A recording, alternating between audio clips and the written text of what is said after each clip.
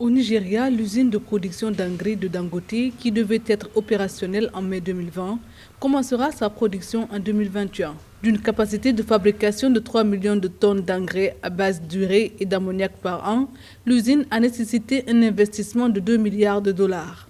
Une fois lancée, elle deviendra la plus importante installation du genre dans le monde, d'après les responsables de Dangote Group. L'usine de production d'engrais actuellement en chantier sur 500 hectares dans la ville de Lagos sera opérationnelle d'ici février 2021. Nous sommes à la première étape de la mise en service. Nous espérons effectuer la seconde phase dans 6 à 7 mois.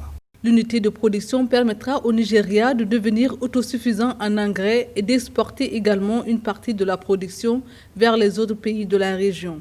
Elle devrait ainsi permettre d'économiser 500 millions de dollars à l'importation d'engrais et de générer 400 millions de dollars à l'export. Donc, si on veut améliorer l'utilisation des engrais auprès des producteurs, la première chose à résoudre, c'est la disponibilité. Et là, en termes de disponibilité, le Nigeria nous donne un très bel exemple avec la construction de l'usine de Dangote qui va permettre au Nigeria aujourd'hui d'être autosuffisant. Il faudrait que les prix soient raisonnables et accessibles aux producteurs, de sorte à ce que lorsqu'ils utilisent les engrais, on n'ait pas un impact assez important sur le compte d'exploitation en termes de coûts.